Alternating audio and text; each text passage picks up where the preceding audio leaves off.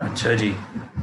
तो हम क्या कर रहे थे, किसी स्टूडेंट ने पूछा था कि आप ये वेरिएबल टू से दोबारा बता दें। तो वेरिएबल टू में हमने क्या किया है, बेसिकली हमने डिक्लेरेशन की है। डिक्लेरेशन का क्या मतलब, इस वेरिएबल को हमने बता दिया कि इसकी डाटा टाइप, ये एक वेरिएबल हम इस्तेमाल करने वाले हैं अपने कोड के अंदर, तो इसलिए हमने उसका नाम डिफाइन कर दिया वेरिएबल टू, और उसकी डेटा टाइप बता दी कि ये डी वर्ड होगा। लेकिन उसमें हमने कोई अभी वैल्यू स्टोर नहीं की, इसको हमने यहीं पर डिक्लेयर करके रख दिया। ठीक है, आगे जाके हम इस वेरिएबल टू को कहीं ना कहीं यूज़ करेंगे। सही है। वेरिएबल वन जो था उसके अंदर हमने असाइनमेंट की, यानी कि वेरिएबल उसका नाम दे दिया वेरिएबल वन, उसकी डाटा टाइप डी वर्ड यानी 32 बिट की वैल्यू रखेगा ये। और 32 बिट मैक्सिमम चाहे तो ये स्टोर कर सकता है। सही है। और मिनिमम तो आप कम से कम जितनी भी रख लें, 1 बिट की रख लें भाई, कोई उसमें मसला नहीं है। और उसमें हमने एक वैल्यू इनिशियली असाइन भी कर दी उसको कि उसकी वैल्यू होगी 10।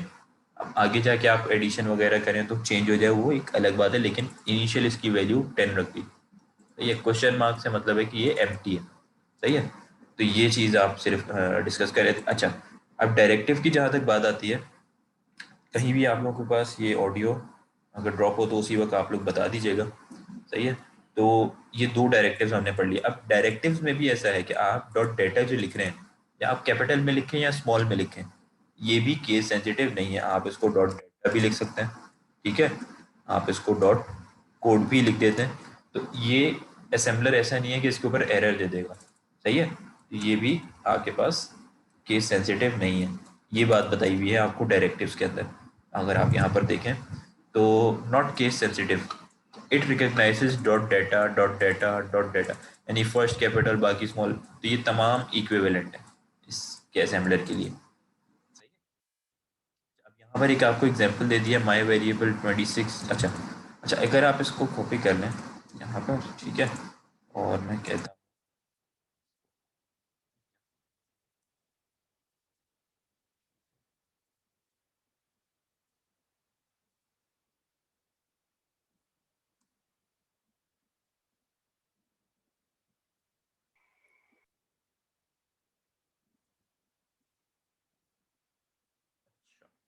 अब ये देखें यहाँ पर आपको क्या क्या ये है कि ये भी एक डायरेक्टिव है बेसिकली।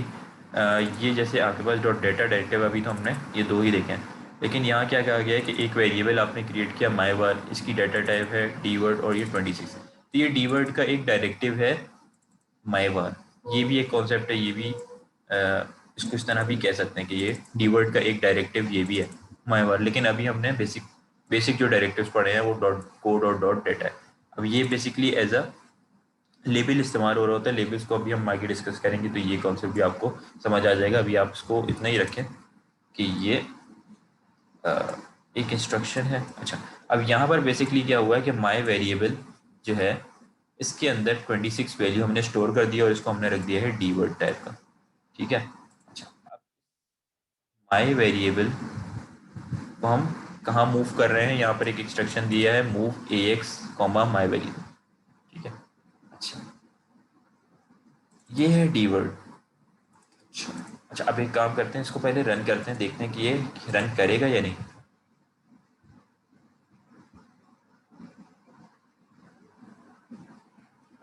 अब मुझे कोई बता सकता है कि ये क्यों नहीं रन कर रहा, क्या एरर है यहाँ पर, क्या इशू आ रहा है।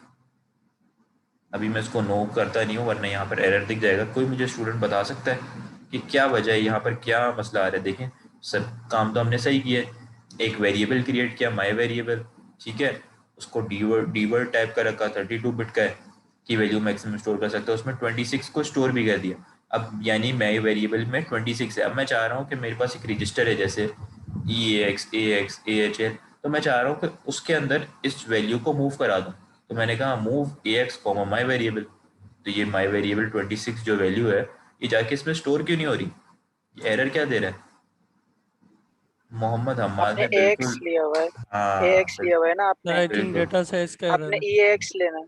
बिल्कुल सही। तो साइज सही साइज है, को इसका डिफाइन मतलब तो आप करता लोगों को है ना। समझ आ गई ये बात कि आपका इंस्ट्रक्शन यहाँ पर देखें, अगर एरर, तो क्या कहा है, instruction operand must be the same size. आपने यहाँ जो डेटा टाइप ली है माई वेरिएबल की, ये है 32 बिट, बिल्कुल सही आप लोगों ने आंसर दिया। और जहाँ हम इसको मूव करवा रहे हैं ये है 16 बिट, तो ऐसा तो नहीं हो सकता। सही है। तो आपको यहाँ लेना पड़ेगा EAX, और अगर AX ले रहे हैं तो फिर इसकी डाटा टाइप ये वर्ड यानी 16 बिट। सही है, तो ये चीज़ है, बिल्कुल सही आप लोगों ने आंसर दिया, इसका मतलब सबको चीज़ें समझ आ रही है। तो ये पॉसिबल नहीं है। अच्छा, क्या आप ऐसा कर सकते हैं कि आपने एक तो हमारे पास वैल्यू को स्टोर कराने के हमारे पास दो तीन तरीके थे। हमने एक तो है कि हमने कहा कि मूव, चले यहाँ पर अगर हमारे पास ये तो मैं वैसे लिख देता हूँ, अभी इसकी कोई लॉजिक नहीं है, अभी इसको हम वैसे लिख देंगे मूव EAX, 5, तो ये काम हो जाएगा। मैं लिख देता हूँ मूव, ठीक है, EBX, और मैं लिख देता हूँ मूव 5, EBX, और फिर मैं लिख देता हूँ मूव EAX, EBX। अब मुझे कोई बता दे कि ये चार मैंने लाइंस लिखी हैं, इनमें से कौन सा वाला इंस्ट्रक्शन है कि जो गलत है। ये चार लाइन में से कौन सा इंस्ट्रक्शन है कि जो गलत है, जिसमें सही तरीके से असाइनमेंट नहीं हो रही, और क्या तीसरी लाइन इशू है। वाला। थर्ड वाला, बिल्कुल सही। तो थर्ड वाले थर्ड में क्या वाला। क्या इशू आ रहा है, क्यों नहीं होगा ये। EBX में 4 है, तो ये अगर मैं इसको ऐड करूँ, ऐड, ठीक है, तो ये 5 में जाके ऐड नहीं हो जाएगा क्या। सर आपने ये डिक्लेयर किया है कि 5 के अंदर EVX की वैल्यू आ जाए, हालांकि ऐसा नहीं होता। मतलब कोई भी एक हाँ, एक इंटीजर वैल्यू है, रजिस्टर आपने के उसके अंदर अंदर, वैल्यू को स्टोर करा रहे हैं आप। बिल्कुल ऐसा ही है। ये ऐड कैसे हो सकती है, ऐड होने के बाद कहाँ सेव होगी। आपका हमेशा क्या होता है कि ये पहला वाला क्या है, डेस्टिनेशन, और ये है सोर्स। तो हमेशा सोर्स जाके डेस्टिनेशन में आइदर ऐड, सब्ट्रैक्ट, मूव, ये तमाम चीज़ें होगी। ठीक है, तो जब सोर्स यहाँ से उठेगी, ठीक है, तो वो डेस्टिनेशन में जाकर अगर ऐड होती भी है तो वो ऐड होने के बाद वहीं पर सेव होती है।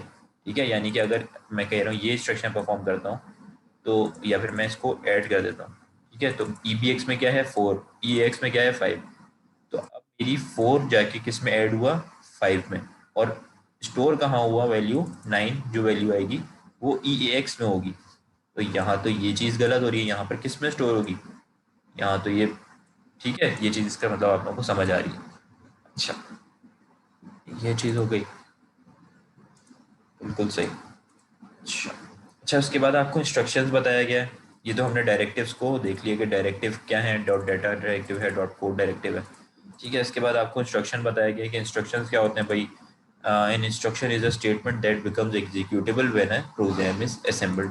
ठीक है, बिल्कुल सिंपल बात लिखी है कि इंस्ट्रक्शन वो होता है, जैसे कि ये इंस्ट्रक्शन है मूव का, ये एक इंस्ट्रक्शन है, मूव AX, माई वेरिएबल। ठीक है, आप ये काम कर सकते हैं। जैसे अभी हमने यहाँ देख लिया कि यहाँ पर आप एक वैल्यू को भी रजिस्टर में स्टोर कर सकते हैं, एक रजिस्टर के अंदर अगर कोई वैल्यू है उसको भी आप दूसरे रजिस्टर में स्टोर कर सकते हैं। अच्छा, चलें एक और चीज़ बता दें।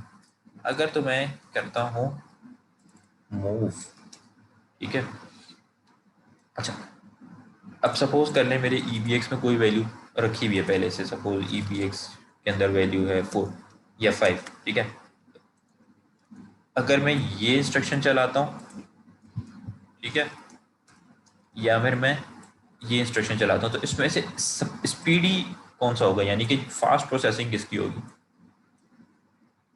इसमें दो किस्म की जो है ना वो असाइनमेंट होती है, एक होती है डायरेक्ट, ठीक है, और एक होती है इनडायरेक्ट असाइनमेंट। तो बेसिकली ये है डायरेक्ट असाइनमेंट, यानी कि आप इस वैल्यू को डायरेक्टली इसमें स्टोर करें, और ये इनडायरेक्ट है, यानी कि इसके अंदर एक वैल्यू स्टोर्ड है और उस वैल्यू को आप इसमें स्टोर कर रहे हैं। तो स्पीडी फर्स्ट यानी कि वाली फास्ट फास्ट, होगी। बिल्कुल ऐसे ही है। फर्स्ट वाली फास्ट, यानी कि डायरेक्ट असाइनमेंट जो होती है वो आपकी फास्ट होती है। सही है, तो ये चीज़, ये कॉन्सेप्ट छोटे छोटे मोटे हैं, ये आप लोग याद रखिएगा, ये आप लोगों को आगे काम आएंगे। बिल्कुल सही, सबने सही जवाब दिया। अच्छा, तो ये इंस्ट्रक्शन आपके एग्जीक्यूट हो जाते हैं जब जब भी आप इस तरह का इंस्ट्रक्शन, जब भी आपका प्रोग्राम असेंबल होता है, उस रन टाइम के ऊपर ये असेंबल हो रहा होता है। ठीक है, instructions are translated by the assembler into machine language bytes. ठीक है, जो भी इंस्ट्रक्शन है वो फिर मशीन लैंग्वेज बाइट्स के अंदर ट्रांसलेट होता है, which are loaded and executed by the CPU at the run time. बिल्कुल, जब आपका रन टाइम होता है उसके ऊपर ये एग्जीक्यूट हो जाते हैं, ये वाले इंस्ट्रक्शंस। डायरेक्टिव जो है वो आपके रन टाइम पे रन नहीं होते, लेकिन इंस्ट्रक्शंस जो है वो रन टाइम पर रन होते हैं। वी यूज़ द इंटेल आई ए क्या है, इंटेल आर्किटेक्चर 32 इंस्ट्रक्शन सेट।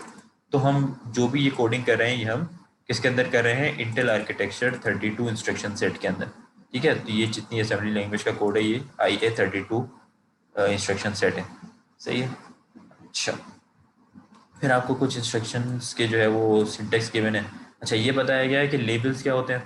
अच्छा, लेबल्स बेसिकली, ऐसे तो हमारा ये आगे का कॉन्सेप्ट है, लेकिन बेसिकली मेन अगर आप एक लेबल को देखें तो क्या होता है, वो लेबल क्या करता है कि जैसे आपके पास अगर आप लूप्स भी इस्तेमाल करेंगे तो यहाँ पर लूप्स वगैरह जो आप इस्तेमाल कर रहे होंगे वो आप डायरेक्टली फॉर का लूप या वाइल का लूप नहीं इस्तेमाल करेंगे, आप एक लेबल देंगे।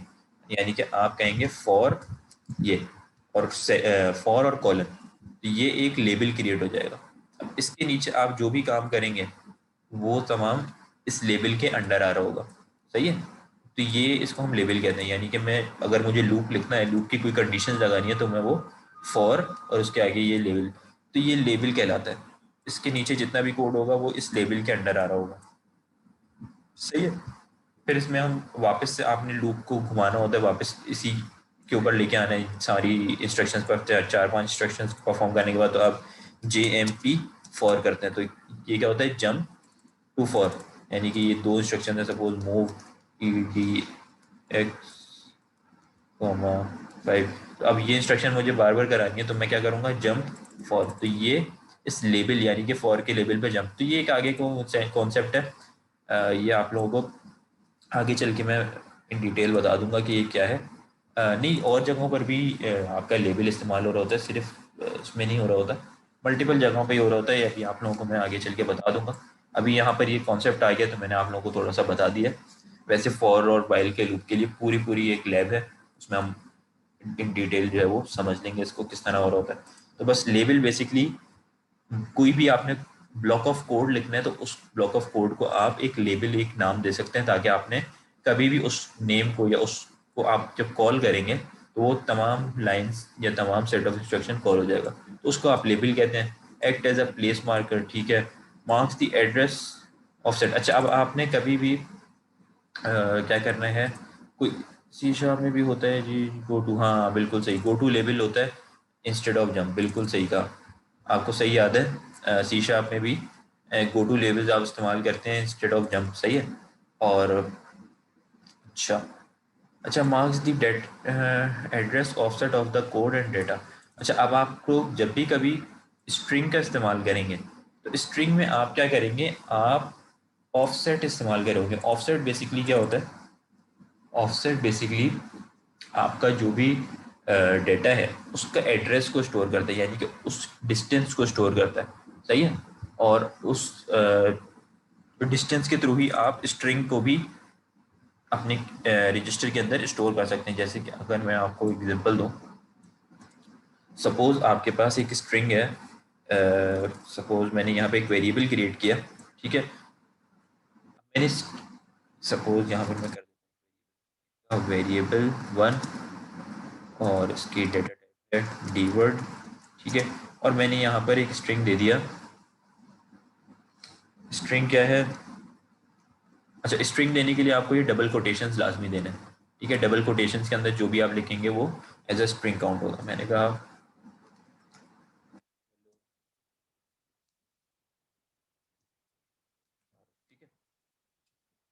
ये स्ट्रिंग जो है ये कहाँ जाके सेव हो रहा है, माई वेरिएबल 1, ठीक है। और जब भी आप स्ट्रिंग देंगे तो स्ट्रिंग को लाजमी आपने क्या करना होता है, इसकी एंड लाइन करनी होती है। एंड लाइन करने के लिए यानी कि यहाँ पर जो भी आपका ये आखिरी बिट आई है, इसको बताने के लिए कि ये बिट लास्ट बिट है, ये क्लोजिंग बिट है, उसके लिए आप क्या करते हैं, अगर आप ये नहीं करेंगे, इंस्ट्रक्शन एक है 0DH,0AH,0।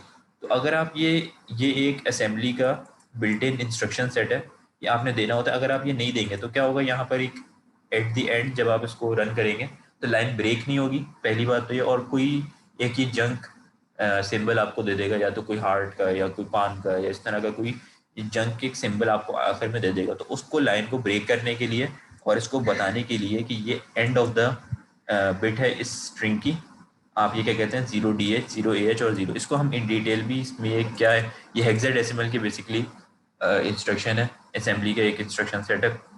हेक्सा का कोड है 0DH और 0AH, और आखिर में 0 ये बताता है कि ये लाइन एंड है, और उसके बाद ये नेक्स्ट लाइन पे जंप कर जाता है। तो वो स्ट्रिंग जब भी आपने देना होगा तो आपने उसके आगे स्ट्रिंग यहाँ पर क्लोज हो रहा है ना डबल कोटेशंस पे, तो उसके आगे आपने कॉमा 0DH 0AH और 0 लास्ट में जाए। तो अब क्या होगा, ये string hello this is Shahrukh, ठीक है, ये कहाँ जाकर सेव हो जाएगा वेरिएबल 1 में। अब आपने चाह रहे हैं कि इसको आप शो करवाएं कहाँ पर, आपकी आउटपुट स्क्रीन पे। उसके लिए आप क्या करेंगे, आउटपुट स्क्रीन पे कोई भी चीज़ आपने शो करानी हो तो आप किस तरह करते हैं, रजिस्टर्स के थ्रू, ठीक है, और रजिस्टर्स के थ्रू आप करेंगे। अच्छा, तो रजिस्टर्स के थ्रू किस तरह करेंगे, जब भी आपने कोई इंटीजर वैल्यू आउटपुट करानी होती है तो आप EAX यानी कि एक्यूमुलेटर का इस्तेमाल करते हैं। जब भी आपने कोई स्ट्रिंग वैल्यू स्टोर करवानी होगी तो आप किसका इस्तेमाल करेंगे, EDX रजिस्टर का, ठीक है, इस बात को आपने याद रखना। तो आप कहेंगे move EDX comma offset variable 1, ठीक है।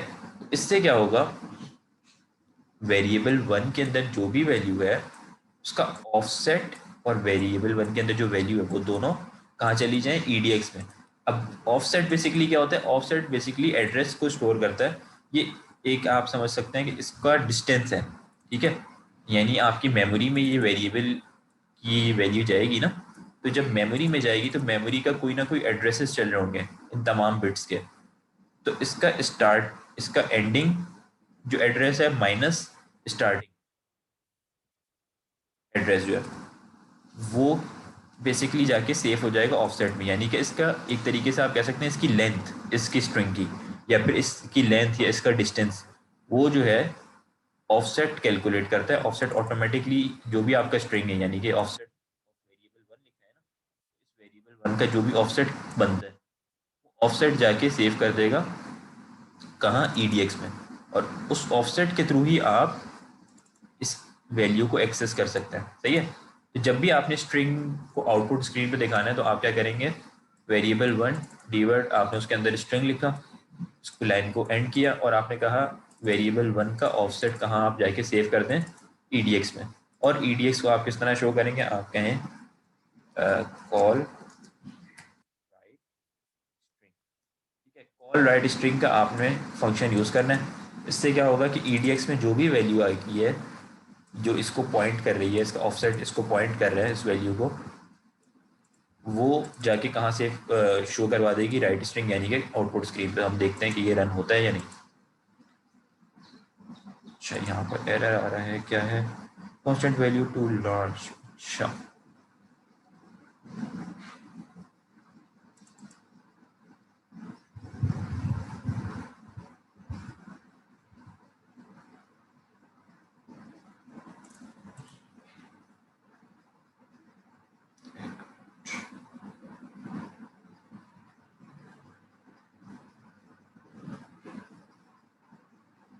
अच्छा, फाइट लेके देख लेते हैं।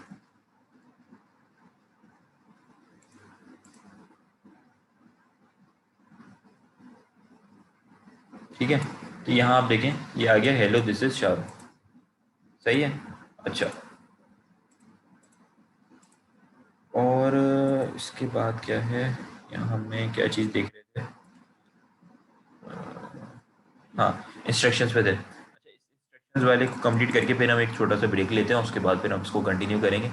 तो इंस्ट्रक्शंस में हमने क्या चीज़ देख ली कि आपने ऑफसेट का इस्तेमाल करना होता है जब भी आप क्या कर रहे हो, जब भी आपने स्ट्रिंग देना होगा, ऑफसेट क्या करेगा, इस स्ट्रिंग का डिस्टेंस कैलकुलेट करेगा, और इस डिस्टेंस या फिर उसका जो लेंथ है वो बेसिकली स्टोर करेगा, और जाके वो EDX में सेव कर देगा, ठीक है, और वहाँ से आप उसको एक्सेस कर सकते हैं अपने स्ट्रिंग को, ठीक है। तो ये लेबल्स के अंदर ये चीज़ हमने देख ली। फिर डेटा लेबल्स होते हैं। डेटा लेबल क्या होता है, यानी कि अगर हमने यहाँ पर ये वेरिएबल क्रिएट किया है तो ये एक डेटा लेबल है, यानी कि इस डेटा को स्टोर कर रहे हैं ना, या फिर सपोज मैंने यहाँ पर वेरिएबल 2 बाइट और मैंने यहाँ पर ले लिया 3, ठीक है, तो ये एक डेटा लेबल हुआ, ये इस डेटा को स्टोर कर रहा है, ठीक है। मस्ट बी यूनिक, यूनिक होना चाहिए। Example count not follow by colon, ठीक है, कॉलन नहीं होना चाहिए। काउंट उसमें डी वर्ड टाइप है उसकी और उसमें 100 आपने स्टोर कर दिया, ये क्या हुआ, एक डाटा लेवल। कोड लेवल क्या होता है, जो अभी हमने एग्जाम्पल देखी, यानी कि अगर मैं जो मैंने आपको फॉर लूप वाली एग्जाम्पल बताई, ठीक है, जैसे या फिर यहाँ पर गिवन है टारगेट और उसके नीचे मल्टीपल 2-3 लाइन के इंस्ट्रक्शंस हैं, डॉट डॉट बता रहे हैं, और जंप, वो आपको अभी फॉर लूप वाली एग्जांपल बताई जिसके आगे एक कॉलन आ रहा होगा, ठीक है, फॉलोड बाय अ कॉलन, तो ये कोड लेवल होता है, सही है। फिर निमोनिक्स के ऊपर आते हैं। निमोनिक्स क्या होते हैं, बेसिकली मल्टीपल निमोनिक्स हैं आपके पास, शॉर्ट फॉर्म्स होती हैं इंस्ट्रक्शंस की। जो मोस्ट कॉमनली यूज इंस्ट्रक्शंस हैं वो क्या हैं, मूव क्या करता है, एक वैल्यू को दूसरी में असाइन करता है, मूव असाइन, मूव और assign one value to another, सही है, उसको आप MOV मूव लिखते हैं। ऐड क्या करता है, ऐड करता है टू वैल्यूज़ को, ये भी एक निमोनिक है, ठीक है। सब्ट्रैक्ट, सब्ट्रैक्ट करता है। मल्टीप्लाई, मल्टीप्लाई करता है। कॉल, कॉल भी एक निमोनिक है, ठीक है। कॉल क्या करता है, जो आप यहाँ पर कर रहे थे, कहाँ गया, कॉल राइट स्ट्रिंग, तो इसमें ये कॉल भी एक निमोनिक है, ये भी एक इंस्ट्रक्शन है, ठीक है। कॉल्स अ प्रोसीजर, ये किसी भी एक प्रोसीजर को कॉल करता है। ये राइट स्ट्रिंग एक प्रोसीजर है प्री डिफाइंड आपकी इरवाइन में, तो इसको कॉल कर रहा है, तो ये भी एक निमोनिक है, ठीक है। जंप, ये भी एक न्यू लोकेशन पे जंप कराना हो, ये अभी हम आगे जाके बहुत यूज़ कर रहे होंगे जंप का भी इंस्ट्रक्शन, तो जंप भी एक निमोनिक है, ठीक है। अच्छा, अच्छा उसके बाद, अच्छा कमेंट्स को अगर आप देख लें, जो इम्पोर्टेंट चीज़ है, अगर आपने सिंपल सिंगल लाइन कमेंट करना होता है, दो तरीके के कमेंट्स होते हैं, आइदर सिंगल लाइन कमेंट या फिर multi line comment. Single line comment में आप क्या करते हैं, ये देखें, अगर comments can be specified in two way, single line and block comment. Single line देना हो तो आप begins with a semi colon, आप एक सेमी कॉलन देंगे तो आपका एक सिंगल लाइन कमेंट स्टार्ट हो जाएगा। जैसे अगर मैं यहाँ पर लिख देता हूँ सेमी कॉलन,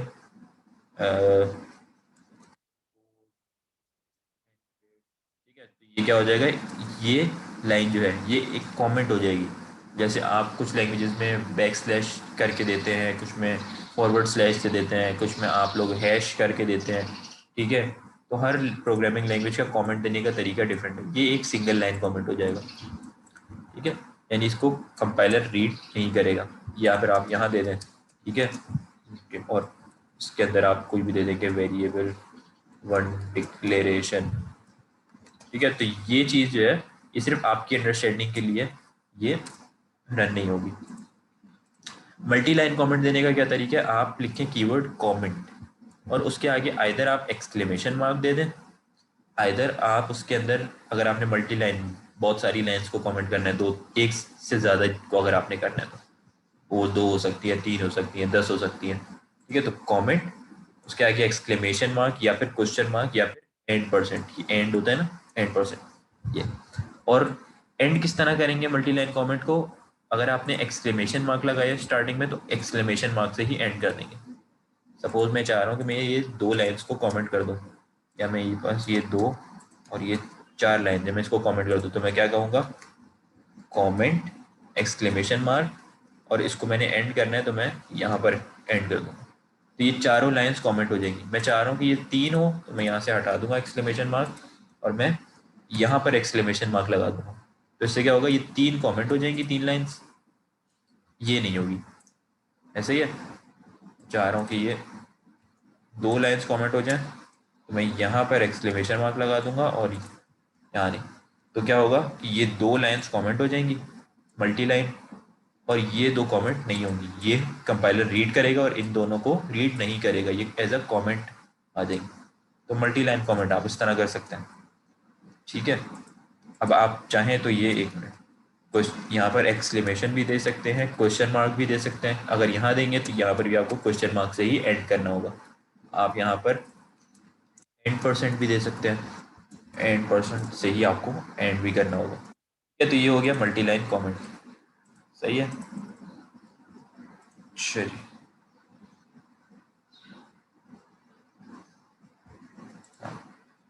अच्छा, आगे, हाँ आपने इसको अपर केस में ही लिखना है, ठीक है। अच्छा, अब इसके आगे जो एग्जांपल्स हैं और 2-3 और चीज़ें हैं, एक काम करते हैं हम, 943 945 है, तो हम एक 20 मिनट्स का ब्रेक ले लेते हैं, ठीक है, और ब्रेक के बाद फिर हम इसको दोबारा कंटिन्यू करते हैं। आप लोग एक काम कर 20 मिनट्स का ब्रेक ले रहे हैं, सही है। सर अटेंडेंस भी आपकी जो है ना वो सेकंड सेशन में ही होगी, सही है। सेकंड सेशन में अटेंडेंस होगी, सब लाजमी ज्वाइन करें, ठीक है। अब ये मेरे ऊपर मैं लाजमी नहीं है कि मैं हमेशा हर क्लास के अंदर फर्स्ट सेशन में लूँ। मैं हो सकता है किसी में फर्स्ट में लूँ, किसी में मिड में ले लूँ, या किसी में लास्ट में ले लूँ। अच्छा सर 25 मिनट्स का, चलें 25 मिनट्स का दे देते हैं। 9:45 हो रहे हैं ना, तो 9:45 के बाद 15 मिनट हुए और 10 और, यानी कि 10:10। 10:10 पर आप लोग ज्वाइन कर लें। 25 मिनट्स का हम ब्रेक ले लें, ठीक है। 10:10 पर आप लोग ज्वाइन करें। 10:10 पे मैं आप लोग की अटेंडेंस लूँगा, ठीक है। तो सारे के सारे स्टूडेंट्स 10:10 पे शार्प क्लास ज्वाइन कर लें, ठीक है। तब तक आप लोग एक ब्रेक ले लें और फिर इसको हम आगे कंटिन्यू करते हैं आज की लैब को। आई होप आप लोगों को जो हम चीज़ें पढ़ रहे हैं वो सारी समझ आ रही होंगी।